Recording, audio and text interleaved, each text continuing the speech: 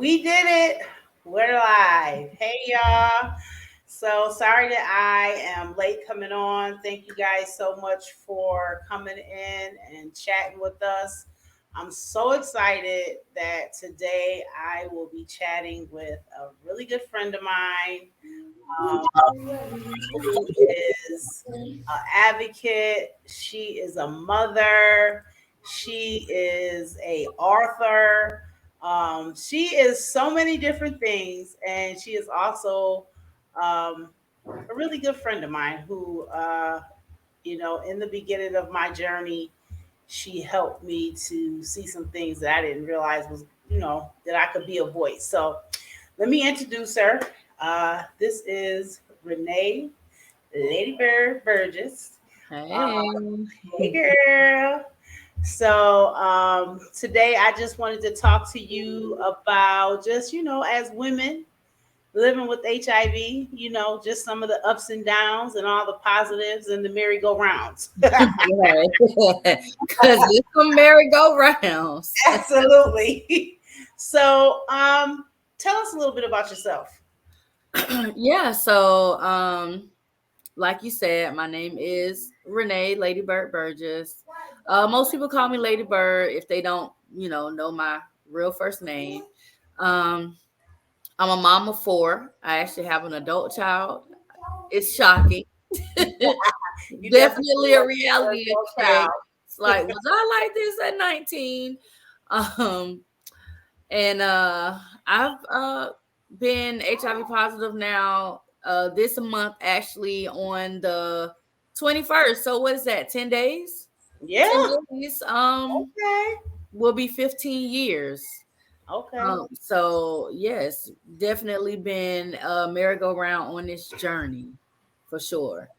Okay. And I've been sharing my story, educating and speaking, um, at least for the last, I say, uh, maybe 12 to 13 of those 15 years, because I have taken time off from Okay. doing it. But yeah, most of those 15 years I've been sharing and educating.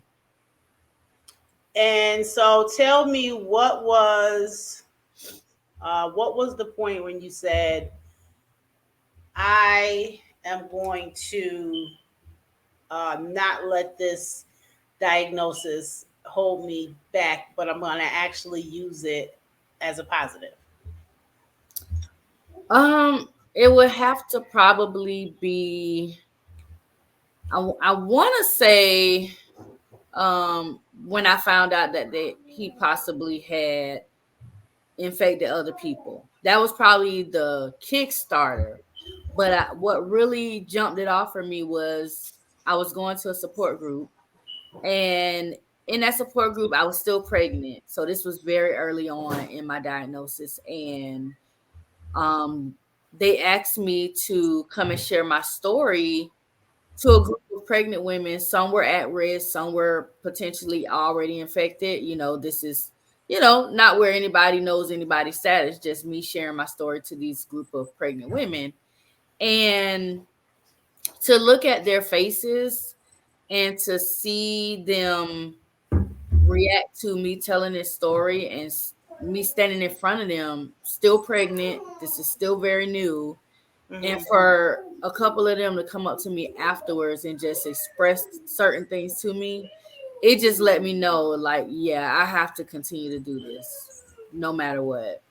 So let's backtrack a little bit. Tell us how it came about that you contracted HIV. All right. So, in 2003, in 2003, I was introduced to this guy. It was not an introduction of me being introduced to this guy to date or anything like that. It was just a family gathering of different people. And this was the person's house we were at. It was her son. Hmm. And we were introduced, I had never met him. I knew her, and knew other people in the family, but I had never met her son. And so she just came and said, "Hey, I want you to meet my son. we meet at this point. I'm pregnant with my oldest daughter, Okay. literally due that month. So of course, this definitely wasn't a thing of like, oh, meet to date type of situation. And so once we introduced each other, we met, we talked, and we became friends. So we exchanged phone numbers just as friends, because we had a lot in common. Like we liked a lot of different things. We had a lot to talk about. We laughed, different things like that. And so we were friends for, at least 2 years before we even thought about or entertained the idea of dating or anything. Okay. Okay. And so about 2005, going toward the end of 2005, we're dating. We're, having serious relationships and talking all that stuff. And so we did that. We got into a relationship, and going into that following year, we just start having, start talking. We've been friends for this long.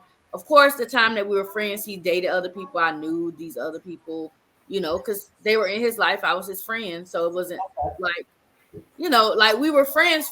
It wasn't just, That was your homeboy. yeah, like a best, like best friends almost. And Okay. so, um, once we got to that serious relationship moment, we start talking about marriage. I had never been married before at the time. I was 20, let's see, 2006. I was 23. I turned 23 in 2006. And so I had never been married. I had my daughter at the time. She was 3, my oldest daughter, and he had been married previously. So Okay. my question was to him, you sure you want to get married again? And he was older than me at the time. I believe I was 23, and he was like 34 maybe. So he was in his Oh, 30s. it was a big age difference. Well, no, let me see. Hold on. I was 23. He was No, we got married. He was about 37. He was 37, turning 38 when we got married. So yeah, about that time, he would have been about 25, 26, somewhere in there. So, but yeah, older. He was old. Yeah, he was older, and so we just say, okay, yeah. So there was no formal proposal. He didn't get down on one knee. He didn't ask me to marry him or anything like that. It was just like a mutual agreement type of thing. Okay. And I we set a date. We went through the whole motions of that. And once we did that, we got married. So before we got married, it was time for me to go to the doctor to get my yearly testing done. So I had been a phlebotomist and a medical assistant. So every year automatically I would go and I would get tested, Okay. and because we were getting married, I say, well, let's go to your primary care physician because I want to make sure that we're getting things in place. So I was getting myself set up at his primary care physician as a new patient, being introduced to his doctor. Because of course, if we're getting married, we're going to a family practice. His doctor's going to be my doctor. Absolutely. We're gonna share So everything. yeah, so we are doing that, and we're going to get tested. I'm in one room getting tested. He's in another room getting tested, and we made the choice and said, once our test results come back, we'll sit in front of the doctor and we'll tell each other our test results. That was something we decided to do together. And because I trusted him, he trusted me. I didn't see an issue with Trust. that. Yeah, That that word trust. trust. That word trust. And so I I am literally, trusting him. So we Mhm. move forward. We get to a couple of days before the wedding. Okay. And we're at this time we're living in South Carolina. The wedding's in Florida. So Okay. we leave South Carolina, we come to Florida for the wedding. We get to his mom's house, and we're just there hanging out. His mom pulls me outside into her garage. And when she pulls me out to the garage, she just says to me, she's like, has Gregory ever said anything to you about HIV? Now, of course, I'm looking at her crazy, like, what the hell is she talking about? You know, I'm looking at her like, what? What? And then also in my head, I'm thinking like, well, I know we went and got tested, so I know he negative. So what really is she talking about? Because at that point, when our test results came back, we came back together in front of the doctor and we told each other our results were negative.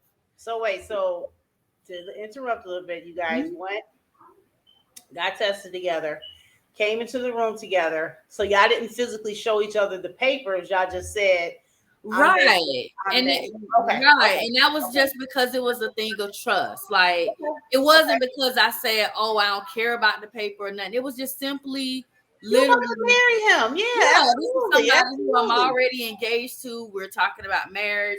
So it wasn't even really a thing of me thinking about, oh, well, I don't trust him. Let me see this paper. I'm trusting him. We're going through a process to get married. If you So I'm didn't do it, taking you his wouldn't word marry for it. Yeah, just as I would want him to take my word for it, I'm taking his him. word for it. And so, at this point, I'm under the impression we're both negative. So Okay, when his mom says to me, go ask him about HIV, I do just that. I don't go ask him off to the side. I don't like keep her separated. No, I brought him to her. So okay. I told her, you stay right here. I'm going to go get him. I went in the house. I said, you need to come with me into the garage. Your mom wants me to ask you something. And I brought them. So we're in the garage. We're face to face, like all three of us in Okay. each other's presence right there. And I look at him and I say, your mother told me to ask you about HIV. What is she talking about? And he looks at me, he looks at his mom, and he says, I don't know why you're telling her to ask me that. I don't know what you're talking about. Why are you telling her to ask me that? His mom ain't open her mouth. His mom didn't do anything. She didn't So say now nothing. she ain't got nothing to say. Right. Now she ain't saying nothing. So now I'm standing here in front of both of them looking like, what the hell is going on? Am I tripping? Did I ask Right. you something? Yeah. So at this point, again, because I know we went to the doctor, we said our test results was negative.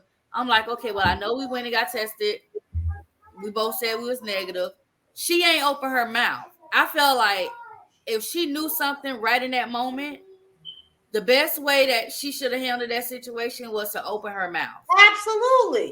Right then. If you know your son lying, you should have been opening your mouth right then saying, son, listen, I don't know what kind of games you playing, but you need to go ahead and tell her whatever you need to tell her. Like she should have came out right then and said it. And she You would ain't have thought.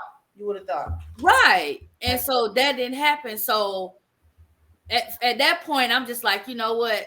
What's going on? Like, do she not want me to marry him? Because one now backstory with his mom, because a lot of people feel like I just be bashing his mama because they feel like, oh, she tried to tell me when clearly she didn't try to tell me. Because if she did, she would have jumped right in and called him a liar in both. Absolutely. So I.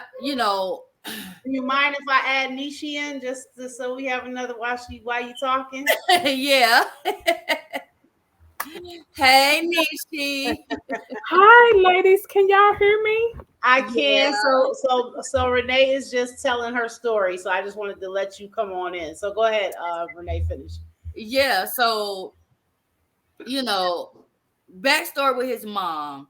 His mom had a tendency to not be always truthful about stuff. Okay. She has a history of drug abuse, and other things. Like there was some things that she was doing like that she opened me up to around her that her own husband didn't know about. Okay. Like smoking weed, like while he going to work, baby at home puff puff passing with her sister, stuff like that. And he ain't even know it. And she's telling me, well, this is something I do. Um, he doesn't know about it. So let's just keep this between us. So Okay. my thing is, you want me to keep some dang on secrets, but you ain't helping the sister out with your own son. Hmm. Yeah. You know what I'm saying? So that's why it was so shocking for me. Like this woman being around her and her doing all like it was just like dang. So yeah, I guess a mother's love really is one of them things. Like you gonna back up the child, I guess. No, Not I me, don't know about all that, but okay. not me. Cause listen, I'd have told him. right, I'd have been opening my mouth.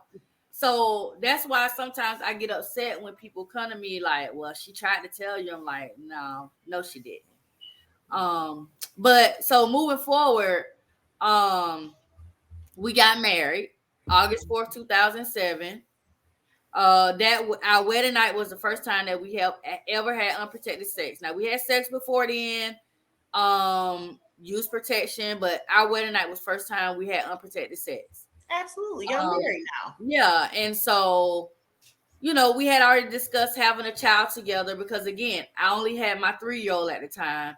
He had an older daughter from his high school relationship, and then he had a child from his first marriage, which it was 2 kids, but one we found out literally, I don't know, I guess my marriage just brought a revelation of things. Because during this whole process, we also found out, well, he had already told me, but the child didn't know that he wasn't really her dad. She thought her whole life this was her dad. She Aw, didn't find out until here she is in high school.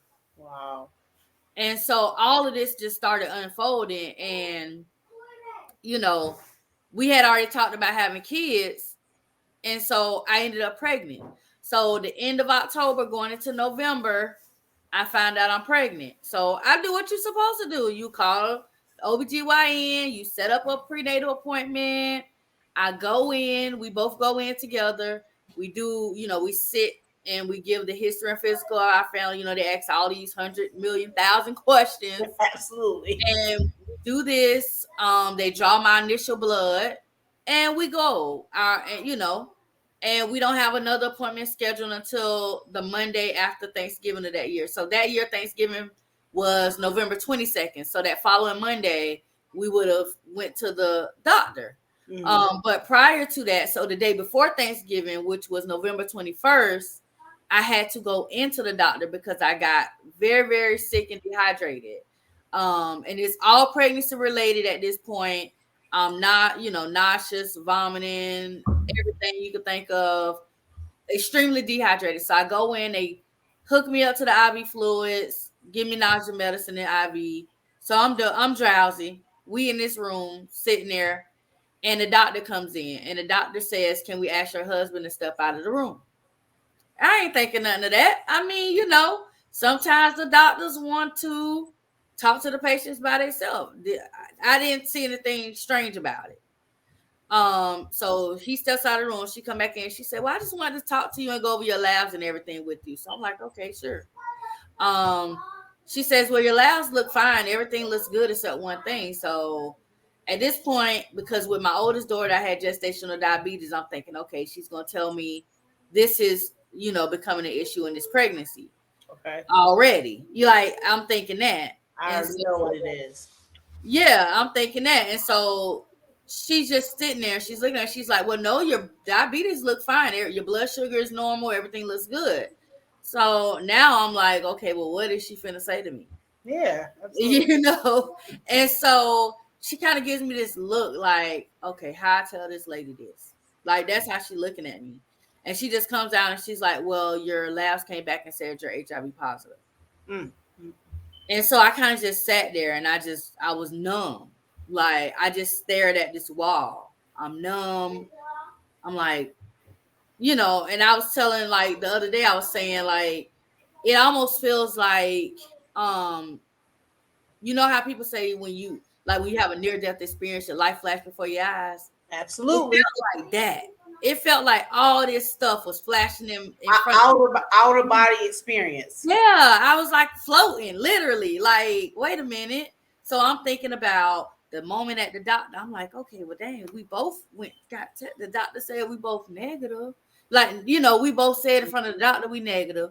The doctor ain't intervene, and then I'm thinking about, okay, his mama said go ask him. I asked him his mama. I'm like, hi. Like, in my head, I'm just all that stuff is going through your mind. Yeah, and I'm just like, what in the world? Hi. And so she says, "Well, Do you want you want me to bring your husband back in? You want to tell him, or you want me to tell him? I said, well, you tell him, because if you're telling me I'm HIV positive, then he is the reason why. I Hmm. said, he's the reason why. Now, were you this calm the whole time? I was drugged up, girl.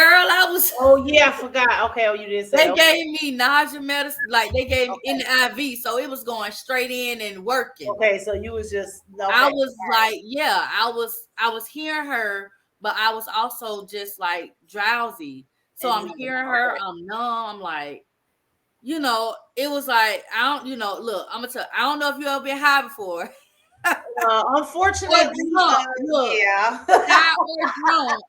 If you ever been high or drunk, it's one of those feelings like how it felt for me. It was one of them feelings like I hear you, but I'm kind of like it was a spacey feeling. Am I dreaming? Am I tripping? Yeah, Yeah. yeah. And I'm just like, oh my gosh. And so she brought him in, she told him, and I'm expecting him to be like this overreacted, like, You lying. That what wasn't do you me. mean? What? Who How you did sleep that happen? with? I'm expecting all this. And she tells him, and he's just like, well, we'll get through this. We'll work this out. And then I'm like, at that point, I was like, in my head, I'm like, okay, he knew. He knew. Why do they do that, Renee? Like that Ah. same shit happened. Oh my god! It's this. Oh my god! But go ahead. I'm sorry. She said, go ahead. Look, that's what I'm just like, okay. So then, we wrap that visit up, we get in the car. And when we get in the car, we don't immediately crank up or anything. We're just sitting there, silence. Again, I'm still drowsy. I'm drowsy and energetic because they done gave me all these electrolytes and fluids, but also this nausea medicine. And he's just like, um, he looks over at me and he's like, don't tell anybody. Mm, mm, mm. And I said to him, what do you mean don't tell anybody? My He was god. like, well, just right now, just don't tell anybody. We'll figure this out. We'll this and that. So then that was like my number two thing. Okay, yeah. Now you really knew, because No, now you you. don't want me to tell nobody. Like, and what really hurt me, I think the most, was the fact that I didn't tell anybody. My mom had came to visit us for Thanksgiving. So when we got back to the house, my mom is there. My aunt came with her. My mom and my aunt are there, and I didn't say anything. So we walked in. I just went to my room and I just got in the bed. The whole time my mom was there, I was in the bed. If I got out of the bed, it was probably to go try to eat some food, and I was back in the bed. Like, because the more I knew, the more I was around her, I was gonna probably come out. Mhm. And for whatever reason, it just didn't while she was there. So I didn't break down and tell anyone until, like, so this is Thanksgiving, so probably till like the first or second week of December. And it was my mom. That was the only person I knew to call. I'm driving to work one night, going on third shift, and I just bust out crying on the way to work. And I call her and I just tell her everything.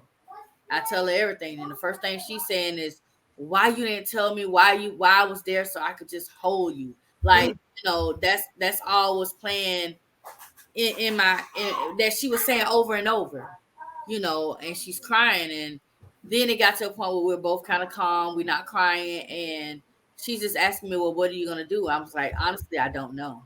Like, I didn't know what to do.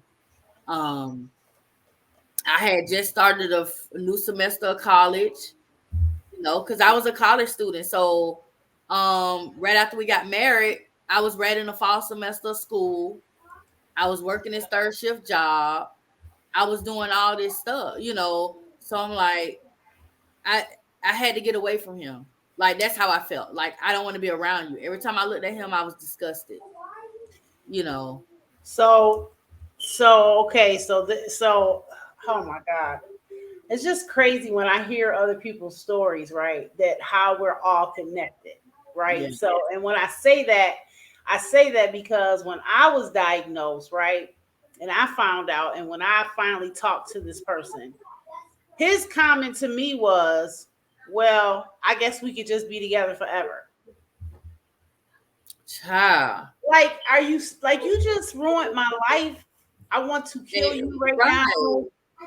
And Because so, like he told me, he was like, well, you might as well be with me and stay with me because nobody else gonna ever want you. It's like, what? what? Yeah. So okay. So now we're gonna fast forward a little bit. You are still here.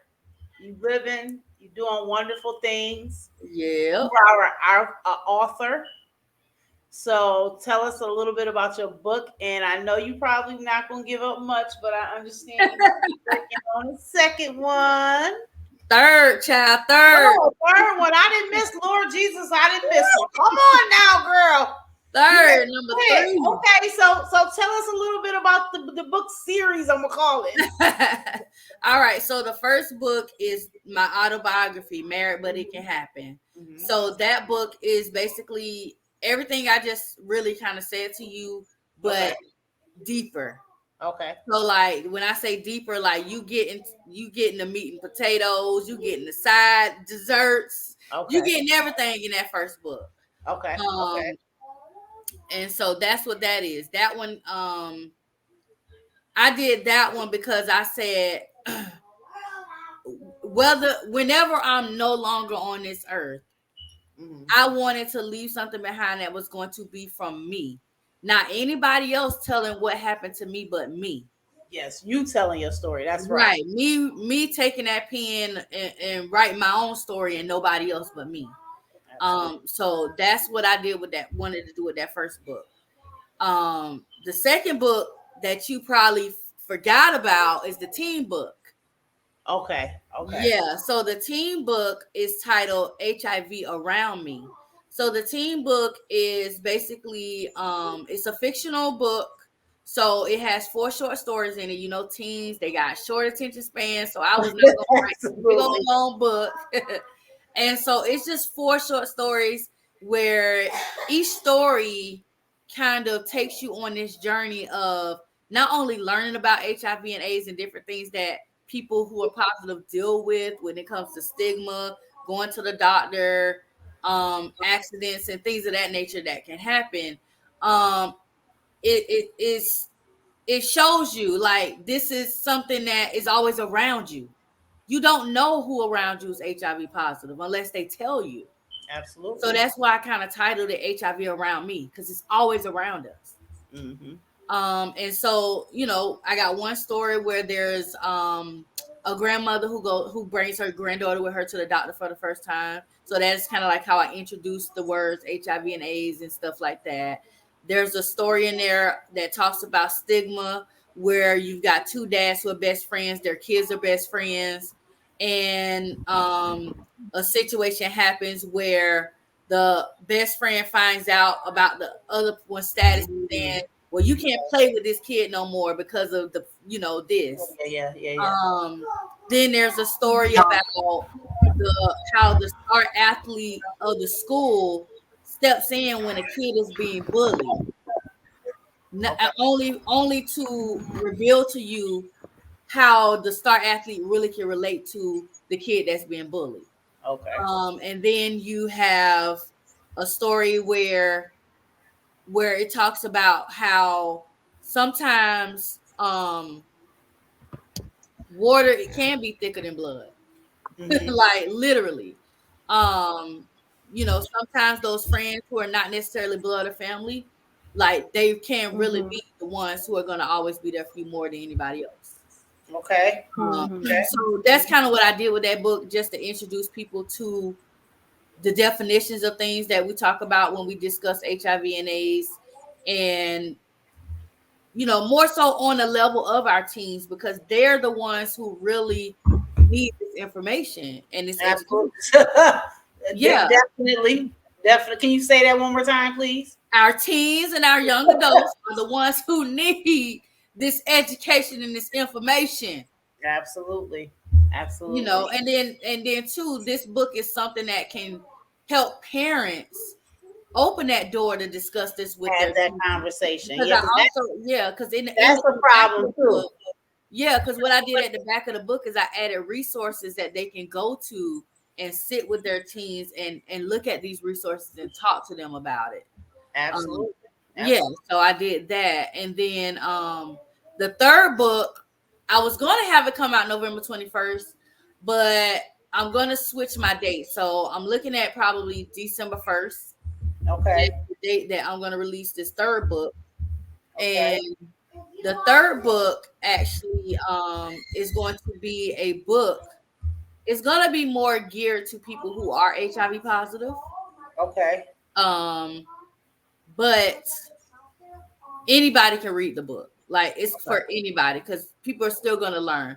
So the newer book is going to be more geared toward how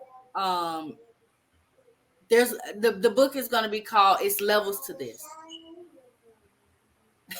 Yeah, it's levels to this. Literally, So in the hell it is. Come listen, on now. listen. I'm gonna tell you, literally, I'm gonna tell you offline where I was at when I thought about the title of this book, because you're gonna laugh so freaking hard when I tell you, Okay. because it is not for the masses to know. Oh Jesus. Okay. Oh Lord. And when do you think that book will be released? I'm looking at December 1st. And where, if anybody would like, where can they go to find these books? So all of the books are available on Amazon. Okay. Typically every year, so probably December, January, I order a case of books. So I order a case of The Married But It Can Happen. I order some teen books, and I'll have copies of the new ones. So people can actually, once I have books available physically, they can order directly from me. I autograph, sign them, mail them out. Okay. So I try to do that at least once a year. So what, like I order it once books gone, they gone. You got to go to Amazon. Okay. Unless it's like a whole big high demand. If I got like 30 or 40 people saying, "Hey, I really want to get this book autographed," then of course I'll go buy some more books. Absolutely, you are. But for the most part, typically I buy them once a year. But in that new book, I think what is really helpful, I'm correlating that book with the 5 stages of grief. Because a lot of people don't realize that you don't just go through 5 stages of grief when you're dealing with a loss of a person, like death or something. You go through the 5 stages of grief through everything in life. So what I'm trying to do with this book is show people who get a new diagnosis and are struggling how to get through these stages, because again, it's levels to this.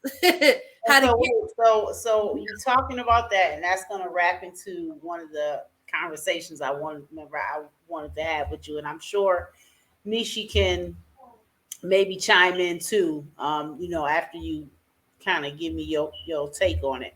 Mm-hmm. So I just realized the other day, after 17 years of living with HIV, and thinking that I'm good, I'm fine.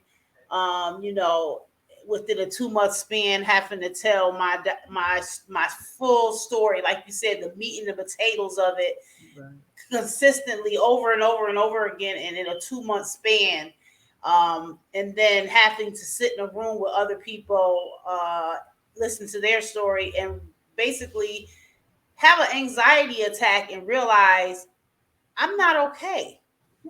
And listening to other people's stories and being triggered and traumatized by listening, right, and realizing again that I'm not okay. So in that, I thought about, we as advocates, we are living in the public eye because we made a conscious decision, right? And we do this work because this is the work. Right. But in the process of that, we sort of kind of re-traumatize ourselves, right? When we have to relive stuff over and over and over again. And then in that, sometimes listening to somebody else, them triggering something in us that we done pushed in the back, right?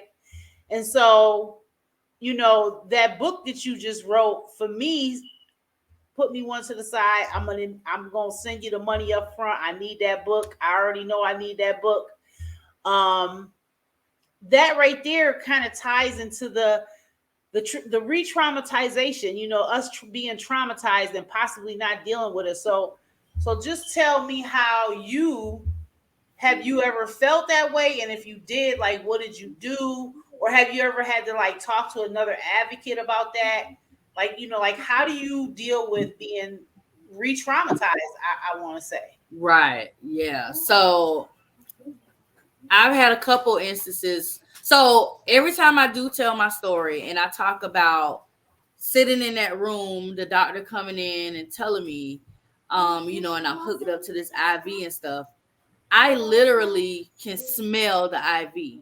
Like, I can picture, I physically can put myself, like, how you ever heard people talk about, like, you could astroplane, and like, I literally can put myself back into this room, sitting in this cold leather recliner, looking at this dull gray wall and smelling the IV as it is going in me.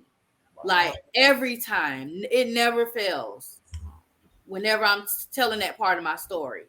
Um, when I first started sharing, I was doing a support group, and at first I thought something was wrong with me. Like, am I really, like, am I cold hearted? Like, that's how I used to feel, because I would go to support group and I'm in this room with people who, now, I was newly diagnosed, and I'm in there with people who've been diagnosed at that time 20, years, 20 or 20 something years. And I'm not, they're sharing their story, and every time they talking about it, they crying. And I used to be like, sitting there looking like, they ain't got over this yet. Why they crying? Like, that was my thought process. Like, and so I actually stopped kind of going to support group. And if I did go, I went because I wanted to go eat some lunch. Like, literally, that's how it was. And so I had to just say, you know what, stop going eat people food. You don't want to be there, stop going. So I would stop going. But then I realized, as I continued to share my story over the years, that, yeah, now I get it. I get it, because even though it's been years down the road, there are some moments where I sit back and I will just cry, because I'm thinking about the moments of what's transpired. Like, you just play it over in your head, and it does make you sad, and it does put you back into that initial state of denial. Like, I think I told you before, like, I had probably a year or 2 years where I ain't take no medicine. Mm-hmm. So I was like, ain't nothing wrong with me. I'm good. I ain't gonna get sick. And I mean, I did, like, by the grace, I didn't get sick, but I went through those motions of just not wanting to do certain things. And it was all because of how I was thinking and how I was feeling and how I was allowing, that stuff to play over in my head over and over, which is really what made me think about the whole book in the first place. Like, that's what made me think about it. I was like, because even though you get to a point of accepting, that last stage is accepting. You get to the point of accepting, but at any given moment, you can jump back to denial. You could jump back to depression, but it's always remembering how to get back to the place where you really need to be. Yeah, yeah, So yeah. that's kind of what drew me to even start thinking about writing that book. Okay. But yeah, girl, I understand. Nietzsche, I know, just real quick. Nietzsche, just give me a little quick 3 minute about if you've ever what me and Renee is talking about, ever relived that trauma or felt like you was stuck in that revolving door. Yeah, it has been a whirlwind. It is like Lady Bird said, it's levels to this stuff. This is not nothing that you just pop out of a canister and say, I'm gonna be all right. No. I can remember when I was diagnosed in 1997, right? Magic Johnson had just came out about his diagnosis, and it was only a few little black girls that looked like me that had the same status. A few. Or And they that you were in knew. different Yeah. cities. Yep, yep. They were in different cities. So traumatizing yourself and saying that you're going to be prepared for that storytelling, I don't think it's ever a time in my life that I ever was prepared. to do the storytelling. It's just that you get the gut and you apply the pressure and you do the talk to me rhythm to get you amped up to get through that moment. Yeah. I remember speaking at the Ryan White National Conference in 2018. It was 6 months of preparation before hitting that main stage with 4,500 individuals. I don't know their name, but they know my name. And Mm-hmm. when that happened to me, yes, I pulled off layers.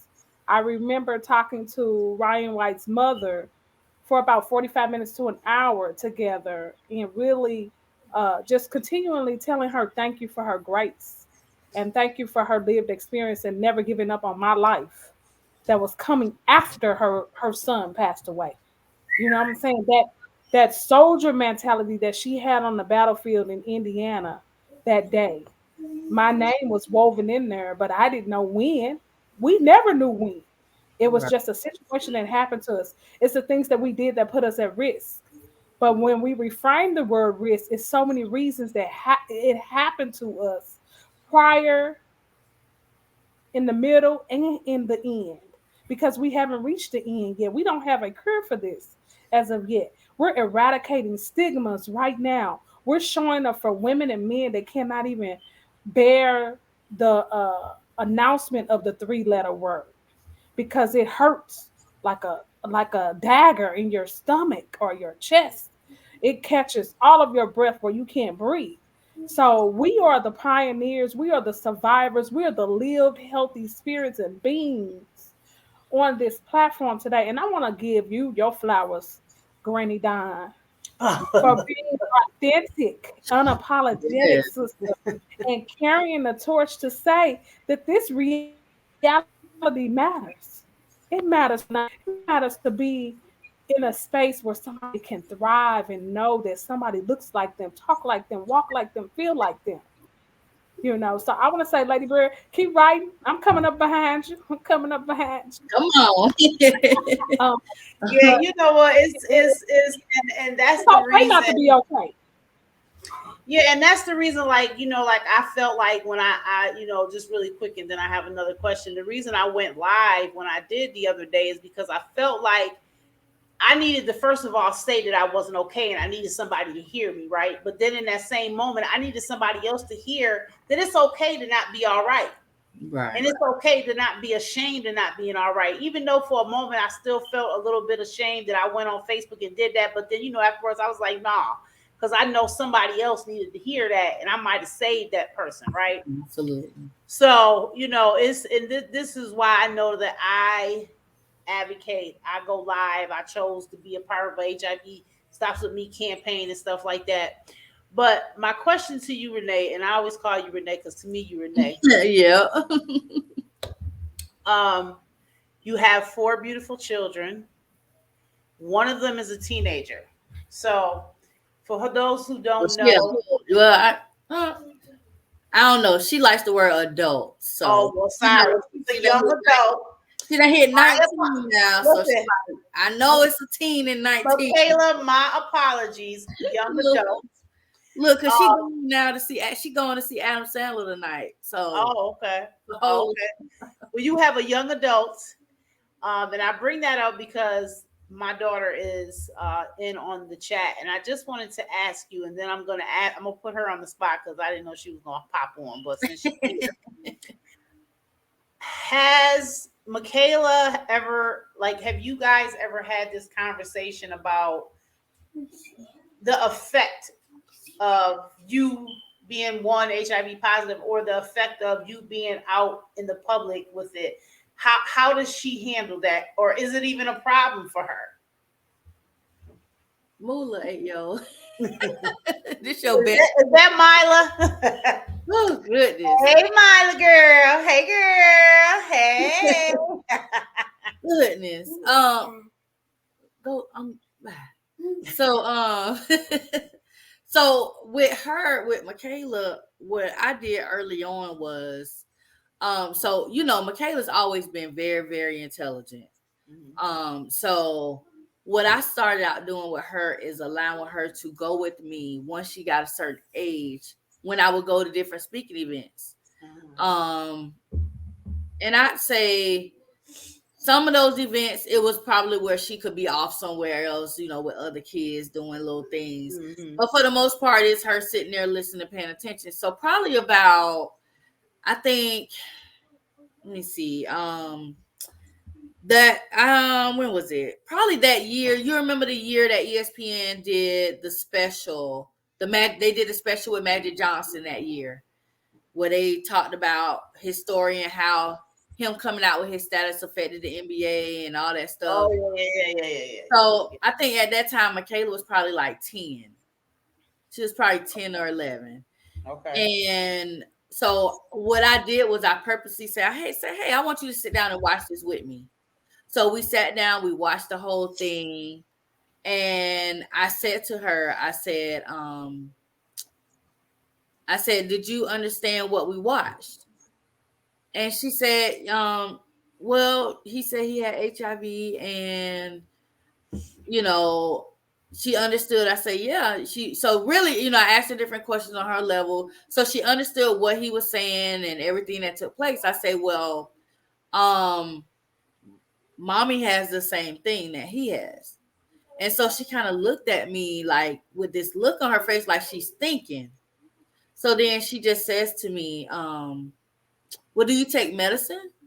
I say, yeah, my medicine that I take. I say, yeah, I have to take my medicine. Because at this time I was taking a triplet, so it's just one pill. Mm-hmm. So I'm like, yeah, I take my one pill, when I go to bed. And she's like, okay, well, just make sure you keep taking your medicine.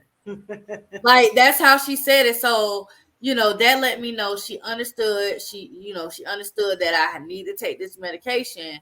Mm-hmm. And so just moving forward from that, anytime I had these events, I gave it an option. I said, hey, I'm going here. You want to go? It might be some new information you might learn, Mm-hmm. And then as it got to more of a thing where her friend, she started having friends that wanted to hang out, do different things. I say, how do you feel if your friends know my status? She was like, I don't care. You're my mom, and so it became a thing where her friends would find out and they would be okay with it. Like, they would know their parents, not that I would go and tell the other kids' parents, hey, this is what, like, they would just, most of them I knew anyway. Like, so the parents knew, and I became like the fun mom, in a sense. So it was like, I know if I go with, we might go on a trip somewhere, like, because literally, if I did, sometimes I might do a speaking event a couple hours away. Hey, you and your friends want to come? Y'all might can stay at the hotel while I go do this or come to the whatever. Like, so it became that thing. So not only was I able to educate her, but her friends were getting educated. If the parents had questions, they were coming to me asking questions. So for her, it wasn't really a thing of being embarrassed or anything like that. It was more so like, hey, this is my mom. I don't care if you like what she's doing or not. This is my mom, Okay. So, Miss Brianna, so I don't know if my daughter remembers. This is my oldest daughter. And I don't know if she's still there, but when I first got diagnosed, for the first maybe 6 months, I don't know, like I said, I don't know if she remembers. I didn't hug them. Oh. I was eating on separate plates from them.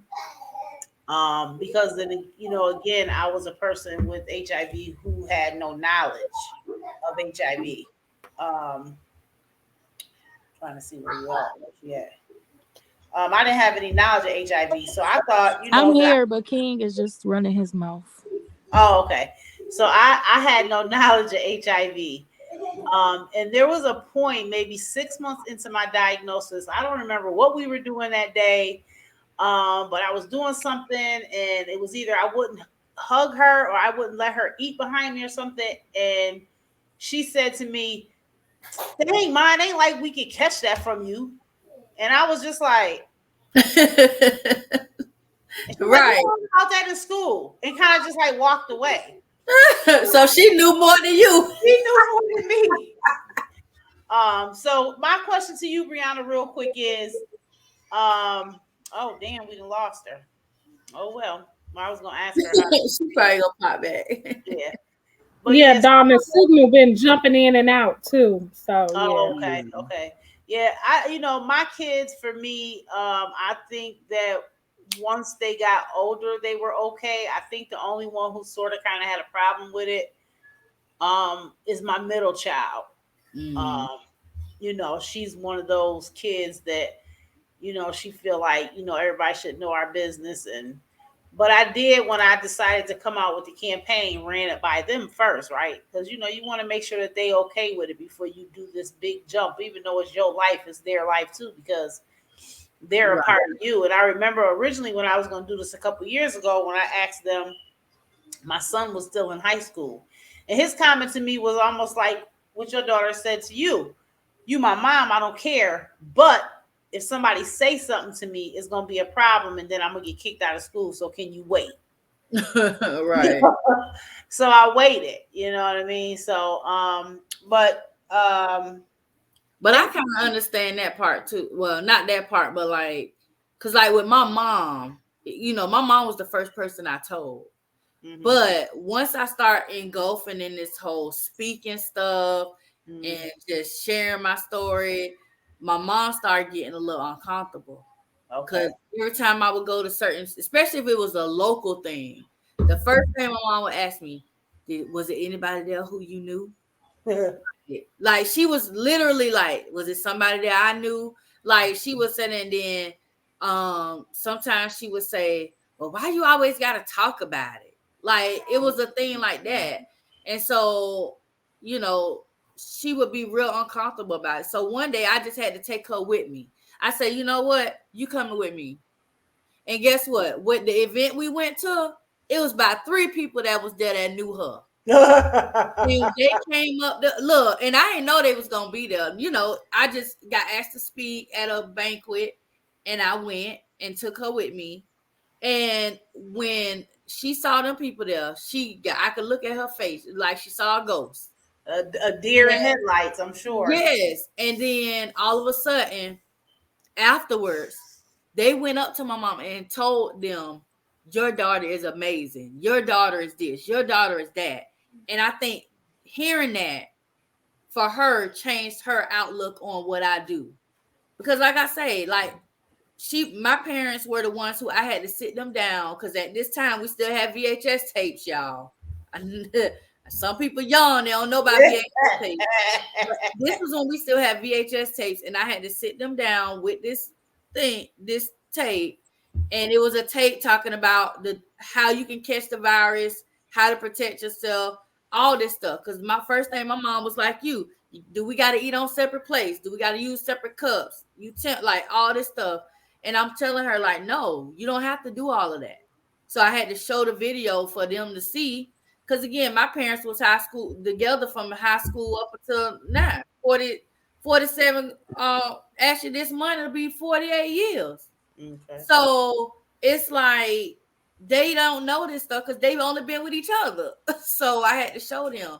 So I get what you were saying when it comes to, like, you was thinking, well, I can't do this with my kids or that. Mm-hmm. My parents was on the other end. They are the ones that was looking at me like, well, can we do this and that, and what we got to change? So yeah. Yeah. So I just want to tell you, thank you so much. I don't know if you know, I think I told you this before. I don't know how I came across your name early in my diagnosis, who introduced me to your Facebook page or whatever, but I remember telling you that I started watching you and listening to you and saying little stuff on your page, and you definitely are one of the people that pushed me to say, you know what, I can do this out in the public. So thank you. Because I've been waiting like my time. I know. Look, when you did that leap, I was like, yes. I was like, yes. Because, like, don't you feel different? I mean, I definitely felt like when I first did that live and saying that I was, basically about to do this campaign, I do feel like there was a big, huge weight that was lifted off of my shoulders. Yeah. Because now nobody had anything to hold over my head. Like there was nothing that you could say about me that I hadn't already told the world. That And so part. it was definitely a weight lifting moment. It was relief. And the other relief was truthfully, I have to say this, and I don't know if it's gonna happen, but I will definitely say up until this point, I think I've only gotten like one or two little stupid comments on TikTok. But other than that, I've had nothing but support and encouragement, and nobody's acted any different towards me or Right. anything. And so I feel like, okay, I did the right thing. Again, the only thing I'm struggling with now is realizing that I never got counseling, and I need counseling. So Yeah. I'm engaging on that journey now. So, but Yeah. I want to give you the last word. Maybe give Nishi a few seconds too, to just if you had to leave something with the people that will probably watch this later, because I had a little hiccup and that's why it's not attached to my Facebook and my YouTube. But after we share it and they watch this live, if you had one or two things that you would want for a person who is negative or a person who is positive, what is the one or two things you would want to leave with them, if nothing else?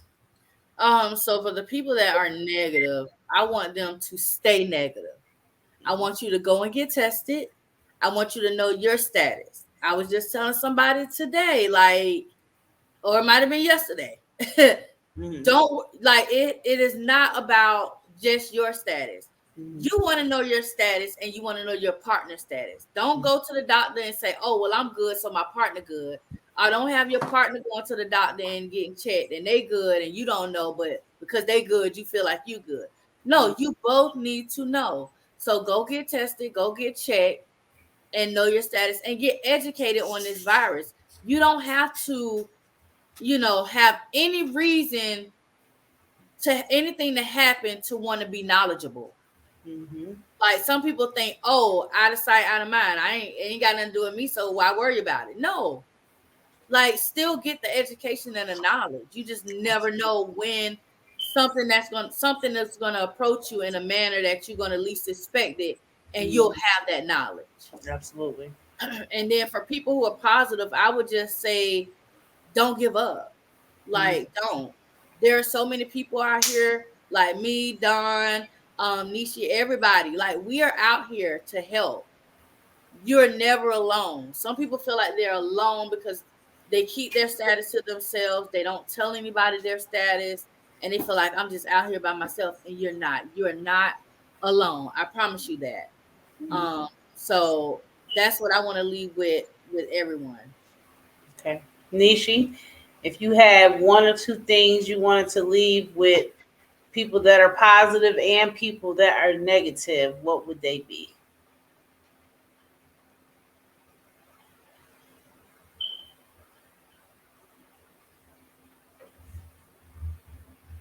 Do I have to unmute you or you unmute yourself?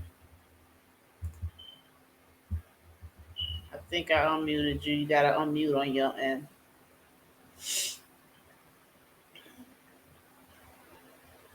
Nope, you still muted, sis. Oh, there you go.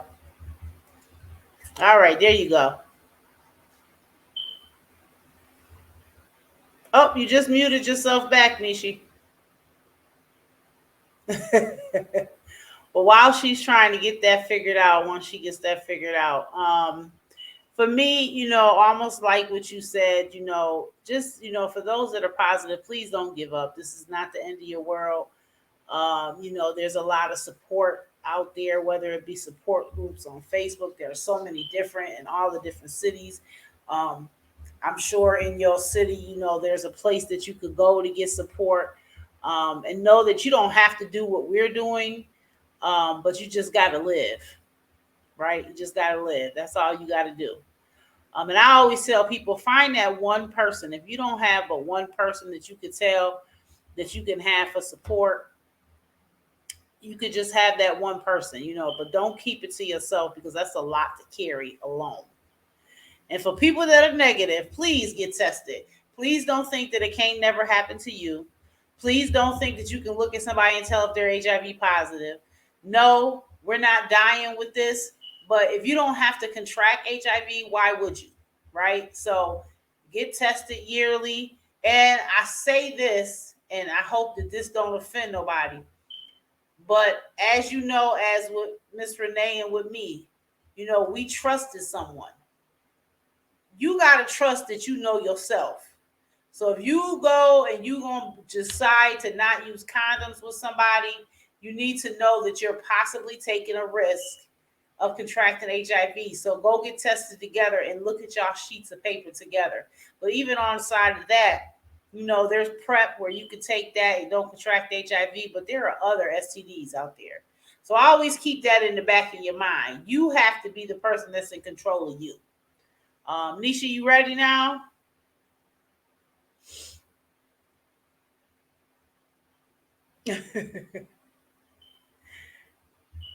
I don't want to let her talk.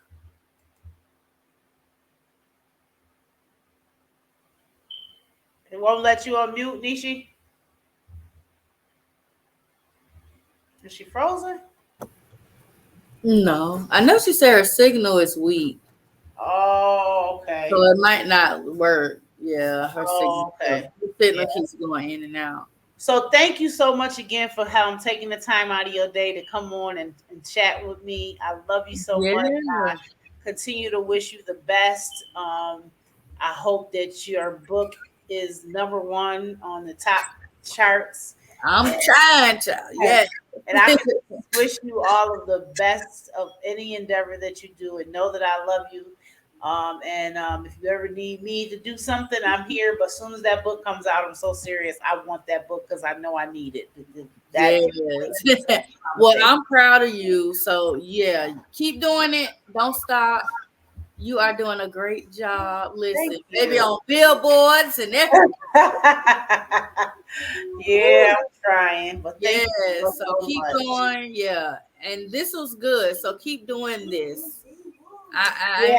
And next time I won't end it and knock us off for the other things. But I'm gonna get it right. This is my first time. Look, trial and error. That's absolutely. Well, thank you so much. All right.